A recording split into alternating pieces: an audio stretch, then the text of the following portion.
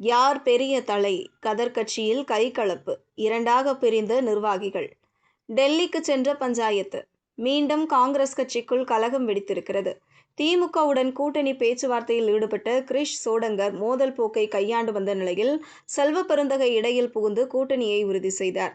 இந்த நிலையில் தொகுதிகள் ஒதுக்கீடு முடிந்த நிலையில் எந்த தொகுதிகளில் போட்டியிடுவது என்பதை காங்கிரஸ் மேலிடமே முடிவு செய்ய வேண்டும் என கதர் கட்சியின் ஒரு குரூப் கிளம்பியிருப்பதாக தகவல் வெளியாகியுள்ளது.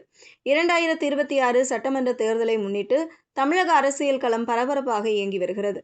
10 ஆண்டுகளுக்கு மேலாக எந்தவித பிரச்சனையும் இல்லாமல் சென்று கொண்டிருந்த கூட்டணியில் தொகுதி பங்கீடு தொடர்பாக மோதல் வெடித்தது.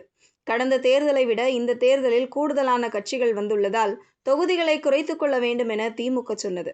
அதே நேரத்தில் தமிழக வெற்றிக் கழகத்தை காரணம் காட்டி கூடுதல் தொகுதிகள் கேட்டு அடம்பிடித்தது காங்கிரஸ். அதனால் இந்த முறை 40 தொகுதிகளை கேட்டதோடு ஆட்சி அதிகாரத்தில் பங்கு என மாணிக்கம் தாக்கூர் உள்ளிட்ட எம்எல்ஏக்களும் எம்பிக்களும் போர்க்கொடி தூக்கியதால் கடைசி வரை பேச்சுவார்த்தை முடியுமா அல்லது உடையுமா என சென்றது. அதைத் தொடர்ந்து ப. சிதம்பரம் களத்தில் இறங்கி சோனியா காந்தி மூலமாக கூட்டணியை உறுதி செய்தார். அதே நேரத்தில் தமிழ்நாடு காங்கிரஸ் மேலிட பொறுப்பாளராக நியமிக்கப்பட்டிருந்த கிரிஷ் சோடங்கர் 35 தொகுதிகள் வேண்டுமென அடம் பிடித்தார். ஒரு வழியாக 28 தொகுதிகள் ஒரு மாநிலங்களவை உறுப்பினர் பதவி வழங்கப்பட்டது. இருந்தாலும் இந்த விவகாரத்தில் கிரிஷ் சோடங்கருக்கும் செல்வ பெருந்தகைக்கும் இடையே முரண்பாடு ஏற்பட்டது.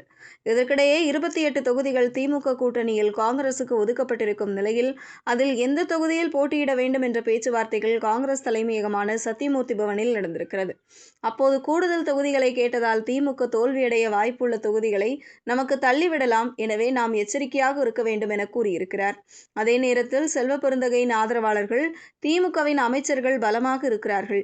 அதிமுக நிர்வாகிகள் பலவீனமாக இருக்கும் தொகுதிகளில் நாம் போட்டியிட்டால் வெற்றி பெறலாம், எனவே திமுக கொடுக்கும் தொகுதிகளை பெற்றுக்கொள்ள வேண்டும் என கூறியதாக சொல்லப்படுகிறது.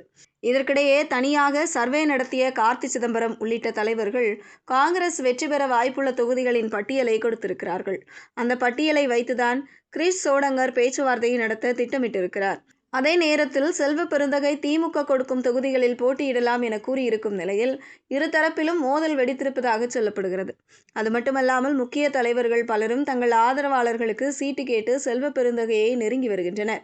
இதனால் கிரிஷ் சோடங்கர் தான் கூட்டணி குறித்து முடிவெடுக்க வேண்டும் என பலரும் குரல் கொடுத்து வருகின்றனர். இந்த பஞ்சாயத்து டெல்லி வரை சென்றதாகவும் சொல்லப்படுகிறது.